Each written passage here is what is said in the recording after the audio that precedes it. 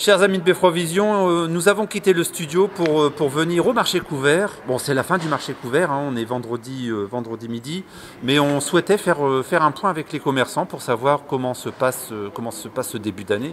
On est début février, je sais qu'avec la conjoncture, c'est pas forcément évident, et on voulait un petit peu savoir ce qu'ils en pensent.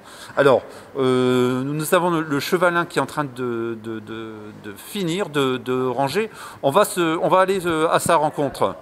Avant que vous ne fermiez, on peut vous déranger 2 petites minutes? Comment ça se passe pour vous?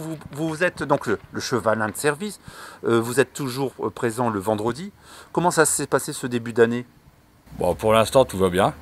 Il n'y a rien qui a changé. Non, non. Vous avez toujours autant de monde qui vient vous voir? Oh ouais.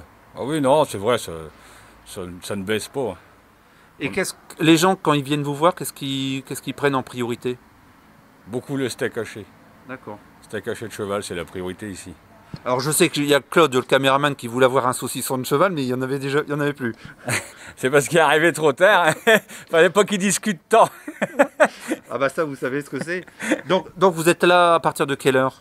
Bah, je mets en route à servir à 7h20. D'accord. Mais bon, en principe, à 11h15, 11h20, on remballe. Et là, je suis vraiment en retard. Là. Bon, en tout cas, on vous remercie d'avoir consacré quelques instants et puis bonne continuation. Merci, un bon week-end. Un bon week-end. Donc nous sommes maintenant à l'intérieur et puis devant ces fruits magnifiques. Alors, comment s'est passé un petit peu ce début d'année? Alors, chers clients, chers amis, bonjour. Et bien écoutez, comme tout le monde, hein, je pense que cette année, c'est un petit peu compliqué. Nous, ça va à peu près. Ce qui nous manque, c'est nos clients qui peuvent plus venir, les personnes, on va dire, un petit peu âgées et dépendants. Sinon, dans l'ensemble, ce qui nous manque pour faire venir d'autres clients, nos clients nous disent toujours, vous avez d'excellents produits, mais il nous manque un poissonnier, il nous manque un fromager, et voilà, il manque un petit peu le complément, justement, pour faire avancer l'ensemble. Un boucher, et ça serait vraiment bien si on peut avoir le complément de ces commerçants-là. Maintenant, je vous laisse la place. Vous avez ces beaux produits magnifiques, beaux, délicieux, juteux. Tout ça, c'est dû au travail de Rachid, c'est lui l'acheteur. Alors, c'est lui qui achète. Alors, Rachid, qu'est-ce que tu nous présentes actuellement? Donc, plusieurs sortes de clémentines? Oui, plusieurs sortes de clémentines, plusieurs provenances surtout de clémentines, puisque là, on est dans une variété Ori. Donc, on est dans les dernières variétés de la clémentine, puisque ça va bientôt se terminer. Il va quand même nous rester encore 2 mois, mais toutes les récoltes sont faites. Donc, on est sur des provenances d'Espagne, d'Italie, du Maroc encore, et d'Israël. Donc pour les agrumes, là cette année on a eu une bonne récolte pour les fruits italiens. Ils ont eu énormément de cotes. C'était bien pour eux, je pense qu'ils ont eu le temps clément qui leur a permis d'avoir de bons fruits cette année. Voilà. Et avec le Covid, c'est pas trop difficile de ravitailler? Non, on a pu avoir aux mines de l'Homme, en fait, on a eu la chance, où surtout ils se sont bien organisés. Là, ils ont fait preuve de professionnalisme en fait pour assurer en fait la marchandise dans la région des Hauts-de-France. Donc on a manqué de rien. Alors, donc vous êtes présent le vendredi, le dimanche. Est-ce que vous pourriez expliquer un petit peu à nos téléspectateurs comment ça se déroule votre semaine? Vous allez acheter vos fruits quand? Après, comment vous vous débrouillez? On achète 2 fois par semaine. On a aujourd'hui 5 marchés couverts, donc 2 sur le Cateau le vendredi, le dimanche, et 3 sur Cambrai, qui a été amputé en fait. J'ai dit 5, mais en ce moment on est sur 4 parce qu'on fait un marché le mardi soir sur Cambrai, mais avec le couvre-feu, on peut plus le faire, donc il est terminé. Les approvisionnements, donc c'est 2 par semaine, une fois le mardi et une fois aussi le jeudi. L'avantage pour les Cartésiens, c'est qu'on s'approvisionne le jeudi, donc en fait le vendredi l'étal est plus que frais. Jusqu'au dimanche aussi également, mais donc on a la marchandise très fraîche chaque semaine. Et actuellement, qu'est-ce que les Cartésiens prennent comme fruits et légumes? Beaucoup de vitamine C en ce moment. Agrumes, kiwi, En légumes aussi, il y a de la vitamine C qui passe aussi dans le persil, dans le poivron aussi. Des fois, on peut se rendre compte qu'il y a plus de vitamine C dans du poivron, du persil que dans un agrume parfois, sur certains fruits. La mangue marche bien en ce moment, les fruits exotiques sont bien, puisque pour eux, ils sont en pleine récolte, c'est l'été pour eux. Et nous, en fait, ici, sur le fruit exotique, en l'occurrence la mangue, la variété Kent qui vient du Pérou en ce moment est excellente. Alors la mangue avion, de préférence. Oui, la mangue avion, ouais.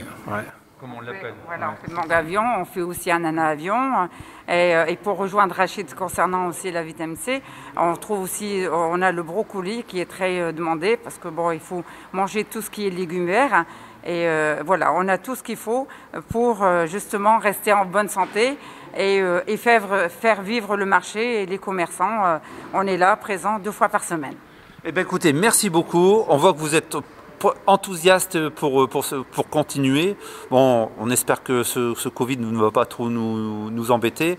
Et puis on vous souhaite beaucoup de courage dans votre activité. Merci beaucoup et on vous souhaite de venir nous rejoindre nombreux pour nous encourager et profiter de nos beaux produits. Merci beaucoup. À bientôt, merci, au revoir. Alors nous sommes avec Coralie qui suit vos émissions. Elle est en stage à Befrovision et je vais la laisser se présenter. Coralie, bonjour. Bonjour. Alors, tu es à Befrovision depuis combien de temps? Ça va faire 2 semaines environ. Et tu es une grande spécialiste de la photo? On va dire que oui, je fais des études en photo, donc j'essaie de me perfectionner dans la photo. Alors, je t'ai vu travailler sur des photos en noir et blanc et puis tu colorisais ou colorais, ce sera peut-être plus français, le lierre. Tu aimes faire un peu de photos artistiques? Oui, j'aime beaucoup faire des photos artistiques. J'essaye de modifier les photos pour faire des rendus un peu plus fantastiques, un peu plus imaginaires. Parce que j'aime beaucoup l'art et à part la photo, je dessine beaucoup. Donc je reste toujours dans un secteur artistique. D'accord. Et là, tu es où au niveau de l'enseignement? Alors là, en enseignement, je suis en terminale photographie à l'Université de Béthigny à Cambrai. Et donc cette année, je passe mon bac. Donc comment ça se passe avec le Covid? Avec le Covid, pour mon point de vue, c'est assez compliqué parce que on a eu... Pour la première, on a eu aussi le Covid. Donc on a des portfolios à faire, portfolio plastique et portfolio technique. Et c'est difficile. Pour moi, c'est compliqué de finaliser mes portfolios parce qu'on doit les présenter pour le bac. Et si on ne finit pas, risque de ne pas avoir mon bac. Et qu'est-ce que tu as trouvé de positif en venant à Befrovision? Alors j'ai trouvé... d'être venue à Befrovision, ça m'a permis de voir autre chose que mes anciens stages que j'ai pu effectuer parce que je fais énormément de choses, je fais des photos et ça me permet aussi de voir d'autres univers, par exemple comme la télévision la télévision locale avec Beffroi et aussi de voir les photoreportages parce que c'était quelque chose qui au départ me fascinait pas trop parce que je voyais ça comme si c'était une restriction dans les images et qu'on ne pouvait pas ouvrir plusieurs portes sur l'imagination de la photo. Et là, finalement, c'est pas le cas. Oui. Alors, donc, on voit tes photos surtout dans le télétexte, parce que finalement, Cécile agrémente régulièrement le télétexte avec des photos. Alors, tu as été au marché couvert, pas au marché couvert, au Parc Fénelon. Oui. Alors, ça, c'est le premier sujet, parce que finalement, on va quand même... évoquer quelques sujets, même si l'actualité est compliquée. L'entretien du Parc Fénelon, on en a parlé. Bon, ça a fait couler beaucoup d'encre. Pourquoi est-ce qu'on est obligé d'abattre des arbres? Vous avez vu, beaucoup d'arbres étaient creux, risquaient de tomber sur les gens qui se promenaient. Et finalement, il y a une phase d'abattage par démontage côté rivière, qui a été très très difficile parce que finalement il ne faut pas qu'une branche elle tombe sur la rivière, surtout qu'actuellement il y a une crue qui est importante et donc tous ces professionnels, parce qu'on peut remarquer que nous avions au Cateau des équipes de professionnels qui sont intervenus et je crois qu'on peut les encourager et les féliciter. Il y avait une très très bonne coordination entre les membres de l'équipe pour monter aux arbres, couper, pour éviter les accidents, car finalement, l'élagueur est tenu que par une corde. Regardez le sujet.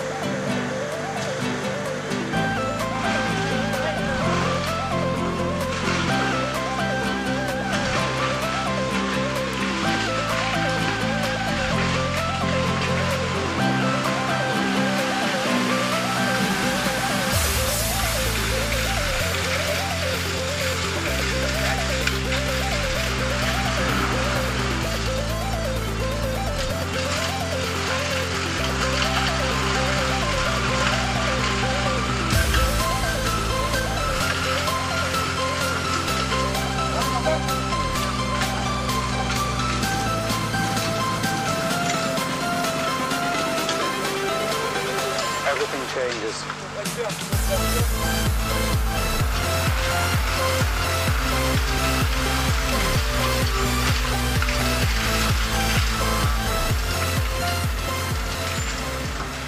Alors on a démarré depuis fin de semaine dernière les abattages par démontage côté rivière où on ne peut pas laisser tomber ni un bout de bois ni une branche dans la rivière pour les truites et les frayères qui ont été créées là derrière. D'où tout le dispositif que l'on a mis en place pour ramener les branches côté jardin public. Donc il nous reste encore une petite dizaine d'abattages et après on attaquera les tailles. Et toi, c'est un travail par câble, c'est ça? Alors on n'est pas par câble, on est par corde de rétention, donc c'est de la corde, hein, c'est du textile. Et on remonte, on fait du travail à l'envers, c'est-à-dire qu'on remonte les branches vers le tronc. En fait, hein. Au lieu de les laisser tomber par terre, on les remonte. Comme ça. Et après, suivant là où on a placé notre poulie là-bas en haut, ça arrive au bon endroit pour que les hommes de pied puissent se débarrasser correctement. Alors, qu'est-ce qui est compliqué ce travail? Explique-nous un petit peu. Le travail, c'est compliqué avec la coordination, c'est-à-dire que c'est pour ça qu'on a toujours les mêmes équipes là-dessus. Il faut qu'on soit bien coordonné entre le chauffeur du tracteur, l'élagueur et le donneur d'ordre qui est ici, qui donne les mouvements et qui regarde l'élagueur et le chauffeur pour tout ce qui est tension, pour éviter l'accident pour l'élagueur. Parce qu'on envoie quand même du 500-600 kg au bout de la corde. Et l'élagueur là-haut, si ça se passe mal, on a quand même un gros souci de chute, etc. Hein. Donc il faut que ça soit vraiment très bien coordonné. On doit gérer les chutes de branches, gérer les chutes de bois, qu'il n'y ait personne dans l'action, dans le rayon de travail. Là, ici, on a encore une complication en plus, c'est-à-dire qu'on a un banc, on a une poubelle, on a un grillage, et on a forcément la rivière où on ne peut pas aller dedans, quoi. Donc voilà pour la technique. Alors à la suite du programme, on va continuer aujourd'hui les abattages jusque mercredi. Et ensuite on sort la nacelle pour faire du travail côté route. On aura mis une circulation alternée pour faire le gros platane. Et on a un arbre qui donne derrière le bâtiment là qu'on doit faire aussi avant de rendre la nacelle. Et après tout se fera à la corde. Donc on aura le gros hêtre à démonter. Et toutes les tailles sanitaires, tous les nettoyages d'arbres à faire les semaines suivantes.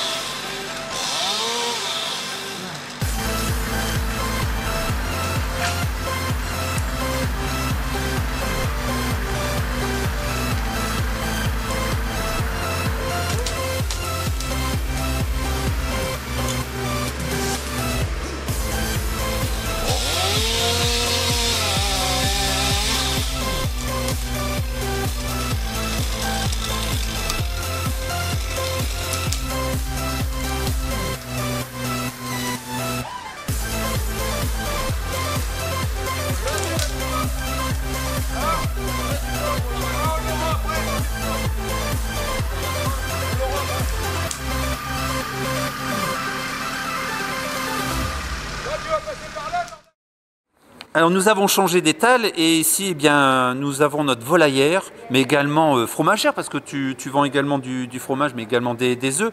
Comment se déroule ce début d'année au marché couvert du Cateau? Malgré la conjoncture, je vais dire, du Covid, et puis les fêtes de fin d'année qui se sont très bien passées, on pensait avoir quand même une baisse au niveau de la fréquentation, comme ça se passe chaque année. Mais les gens sont là et je vais dire c'est quand même pas si mal quoi, par rapport à la conjoncture. Alors qu'est-ce que tu proposes en volaille? Alors les volailles, vous avez toutes les volailles fermières, le poulet qui va aller du poulet de 1,8 kg jusqu'à 3 kg pour les gens qui aiment le vraiment gros, la pintade, le coq au vin, des jolies poules bien engraissées, des petites pour les gens qui sont qu'à deux ou tout seuls. Et après, il y a quelques fabrications que je fais à partir de mes volailles uniquement. Par contre, tout ce qui est fromage et tout, je fais plaisir à des amis producteurs. Je leur prends leurs produits pour d'élargir un petit peu la gamme. Voilà. Alors, ici, vous êtes équipé d'une rôtissoire depuis quelques années. Ça fonctionne bien? Ah, ça fonctionne bien. Le vendredi, peut-être un petit peu moins, mais c'est surtout le dimanche. Le dimanche, on la remplit, on la vide, il n'y a aucun souci. Et j'ai arrivé à trouver le système pour faire des bonnes petites pommes de terre aussi qui vont en dessous, avec une sauce poivron échalote. Les gens reviennent. Alors, et si de dimanche, je voudrais avoir un bon poulet cuit, qu'est-ce qu'il faut que je fasse exactement?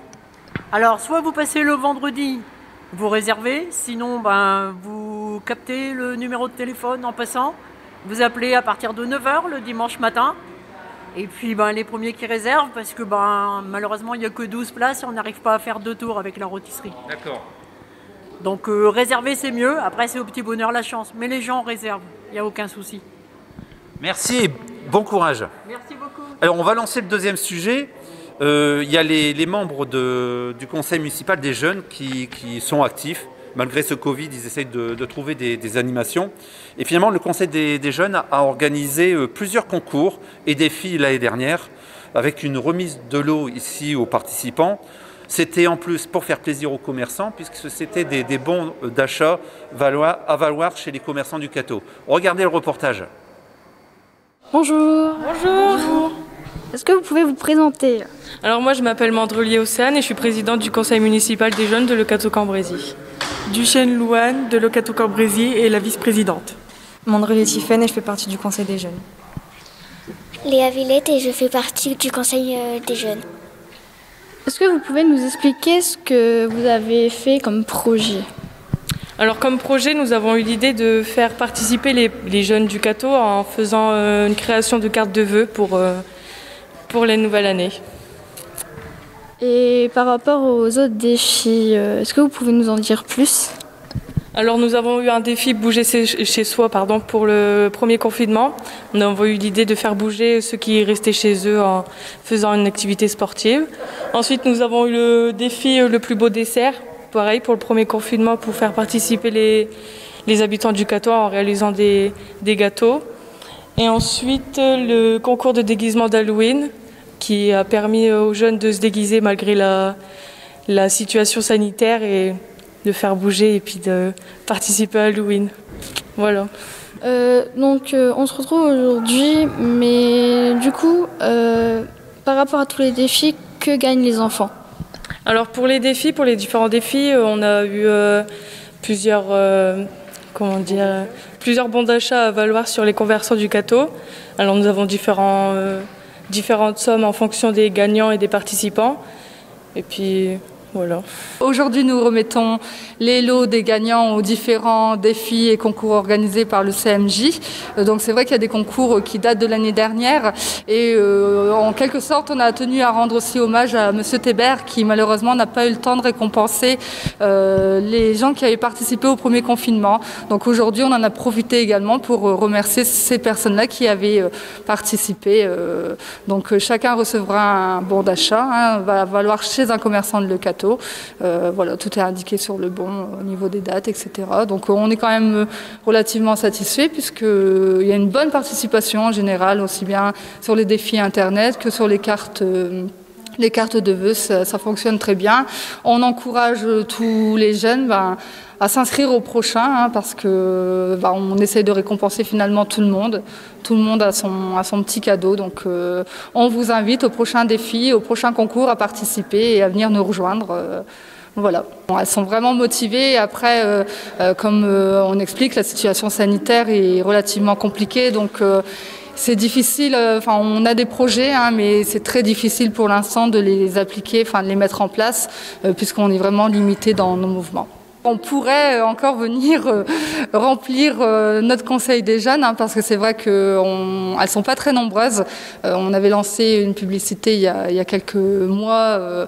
C'est vrai qu'il n'y a pas eu forcément beaucoup d'inscriptions, mais si vous souhaitez venir nous rejoindre au CMJ, vous serez les bienvenus. Hein. Vous venez soit ici au bureau jeunesse et sport le mercredi matin à 11h, ou alors vous pouvez également rencontrer les jeunes du groupe au LALP, à peu près tous les jours, le soir et le mercredi. Voilà. Alors nous avons changé de stand. Ici nous avons un cultivateur, mais également qui prépare beaucoup de spécialités. Alors que ce soit la confiture, mais le jus de pomme mûr, le jus de pomme poire, le jus de pomme classique, également le cidre. Alors comment ça se passe depuis le début de l'année, Monsieur Delva? Bon, écoutez, bonjour à tout le monde déjà pour commencer. Depuis le début de l'année, on a eu des bonnes semaines et des semaines calmes, suivant le temps. Aujourd'hui, ça a été à peu près. Alors Mme Delva, c'est la spécialiste du fromage blanc, il paraît. Combien vous en faites de kilos par... alors, je ne sais pas si on peut dire de kilos par semaine, parce que apparemment ça marche très fort. 5, 6 x 5, 30 kilos, 30, 40 kilos, ouais, dans ces eaux-là. Et puis les tartes au maroilles sont toujours appréciées. Ah oui, ça ne reste pas. Donc vous êtes présent sur le marché essentiellement le vendredi, que le vendredi sur le Cateau, puis après vous allez également sur Cambrai. C'est ça. Le vendredi, le Cateau et le samedi à Cambrai. Alors les gens aiment également le beurre et la crème fraîche. Vous le faites quand le beurre? Le beurre, il est fait le mercredi en général.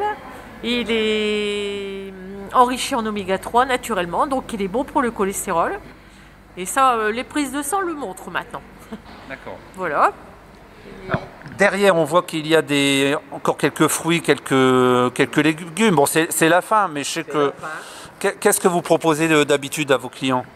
Bon, d'habitude, donc en fruits, ce sont les pommes du verger haute tige de l'Avesnois, donc les anciens pommiers, hein, qui font plus de 8 mètres de haut dans les prairies. Les vaches vont manger l'herbe en dessous, comme dans le temps, il n'y a rien qui change. Aucun traitement et aucun produit de conservation sur les fruits. Donc actuellement, vous avez les lance-caillés, ancienne variété rustique de l'Avesnois, qui est plutôt à cuire, qui fait des compotes superbes. Et puis les cols à pouilly pour manger, à croquer. D'accord. Et donc là, les jardins, c'est un peu calme actuellement. Mais qu'est-ce qui reste dans le jardin? Dans le jardin, il restera un peu de poireaux, betteraves rouges. Bon, il y a les pommes de terre qui sont arrachées depuis longtemps, mais qui existent encore. On avait encore un peu de navets, mais bon... c'est la fin. C'est la fin. On arrive au 15 février. Dans un mois, on va commencer à refaire le jardin, ressemer tout, et puis ramener tout sur l'étal dans le mois de mai. Et les gens apprécient vos produits? Ah, énormément. Ils trouvent qu'ils ont beaucoup de goût. Ils sont super frais puisqu'ils sont arrachés le jeudi après-midi pour être sur le marché le vendredi. Donc très frais. Merci beaucoup et puis on vous souhaite beaucoup de courage. Merci beaucoup à vous et faites-nous beaucoup de publicité. On est là pour ça. Alors, on va maintenant partir avec Coralie à l'Office du tourisme. Vous avez une nouvelle exposition à l'Office du tourisme. Vous savez que depuis un certain temps, l'Office vous propose au fond des expositions. Et là, au fil de l'imagination, c'est Annette Hébert, sculpture en béton cellulaire et sculpture en plâtre avec un interview de l'artiste. Regardez, tu l'as vu? Oui. C'est super, regardez. Je suis Annette Hébert, j'habite Busigny et je viens exposer ici mes sculptures. Par rapport à vos sculptures, pourquoi voulez-vous exposer et quelle œuvre faites-vous par rapport à ces sculptures? Alors, on m'a demandé de venir ici exposer et j'aime bien faire des expositions de sculptures ou de peintures parce que ça me permet de montrer à beaucoup de personnes qu'on peut très bien ne pas avoir fait des grandes écoles d'art et puis arriver à réaliser quelque chose d'intéressant. Qu'est-ce qui vous a déclenché cette passion dans la sculpture? Est-ce que vous avez d'autres hobbies que dans la sculpture, par exemple de la peinture, comme vous l'avez dit, oui, ou même de la photographie? Non, pas de photo, mais du bricolage beaucoup.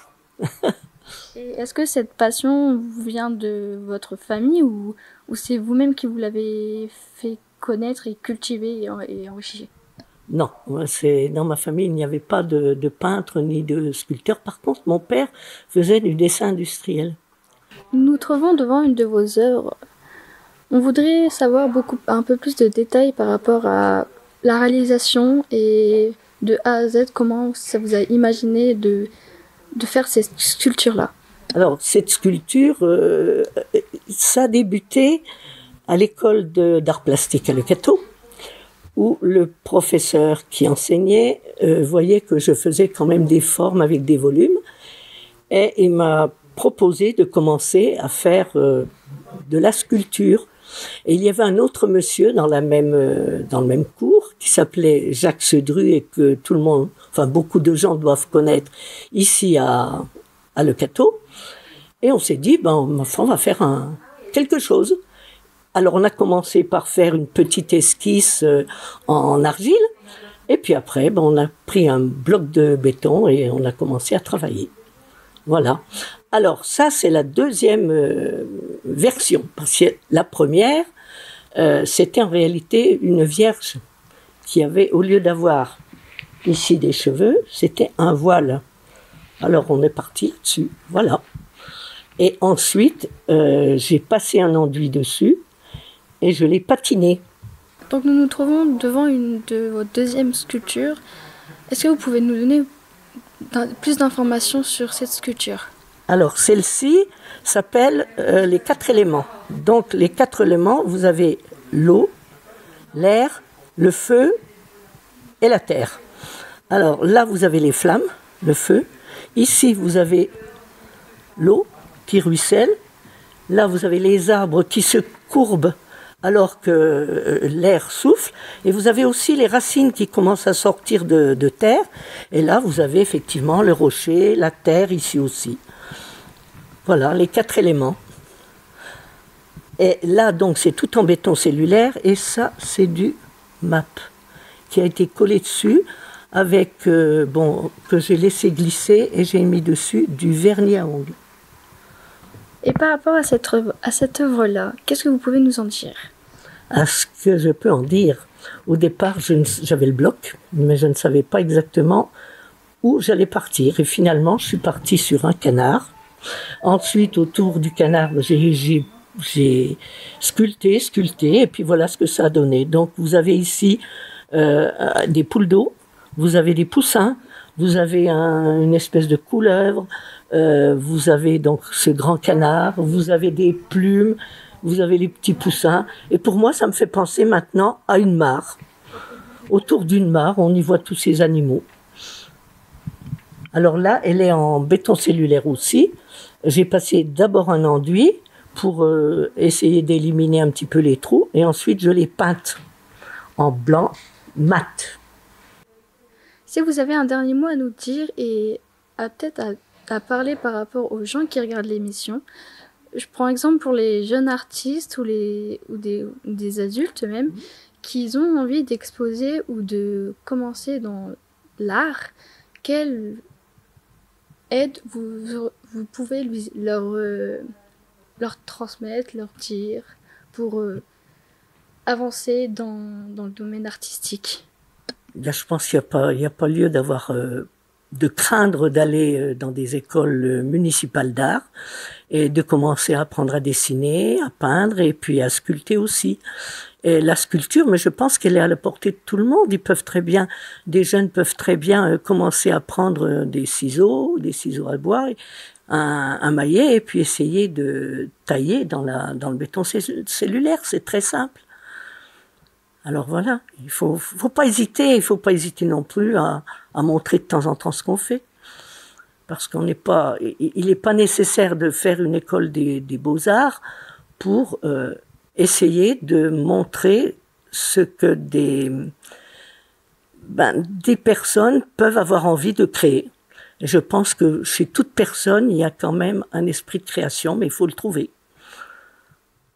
Alors Coralie, maintenant, je sais que tu ne connais pas bien le musée Matisse, tu n'y as jamais été. Non, je n'ai pas Alors été. écoute, Bon, actuellement, c'est impossible, hein, mais en partenariat avec le musée Matisse, on essaie de vous présenter des œuvres de Matisse. Et là, eh bien, une semaine, une chose, en partenariat, je vous le disais, avec le musée Matisse, nous allons parler de la palette d'Henri Matisse. On regarde ce reportage. La palette est un des attributs du peintre. La façon dont les couleurs sont choisies, réparties sur cette planchette de bois en disent long sur l'artiste, sur ses choix de couleurs.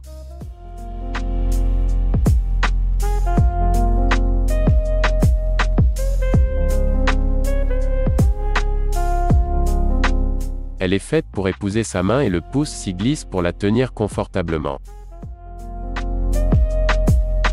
Matisse utilisait au moins 2 palettes conservées au musée Matisse du Cateau-Cambrésis et de Nice.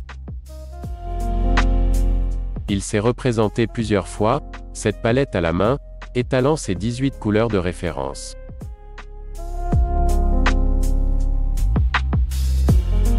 Et pourtant, on le surprend au détour de certains documents d'archives, à utiliser une assiette de table. La peinture est toujours affaire de cuisine.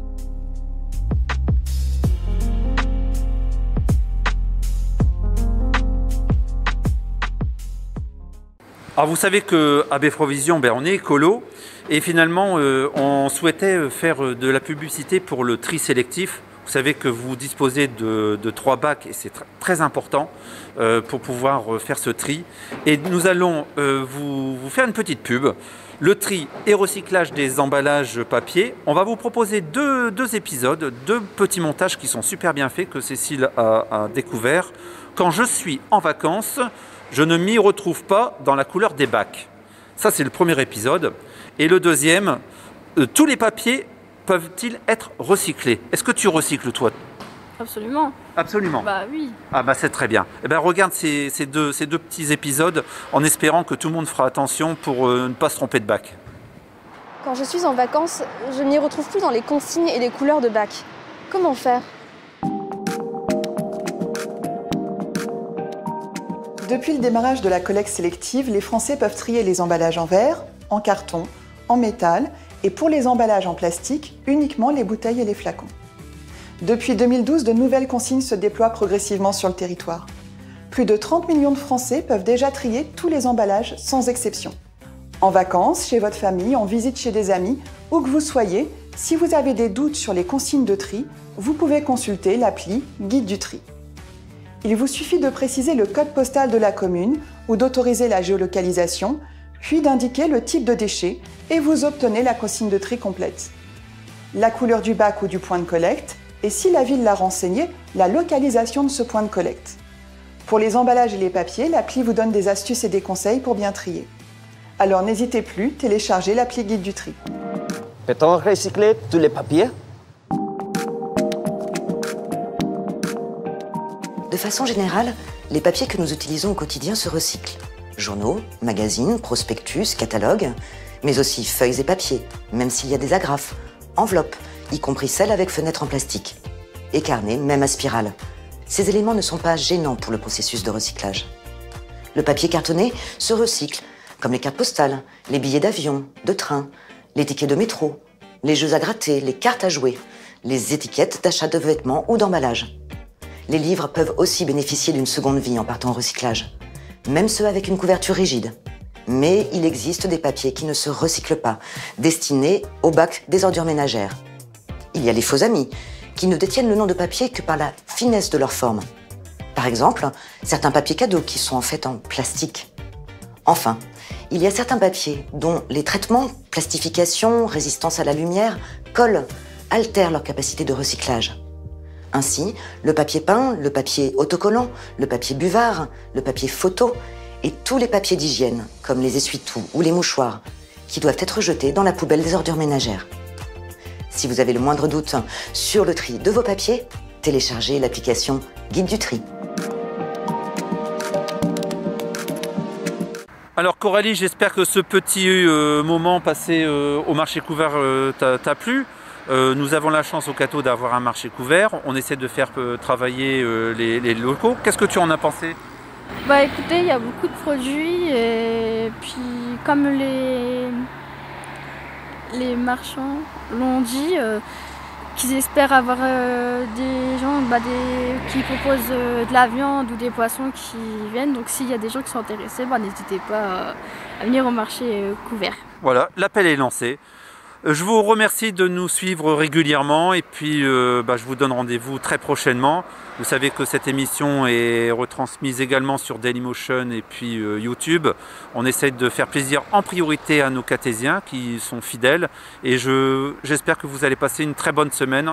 À bientôt. Au revoir. Au revoir Coralie. Au revoir.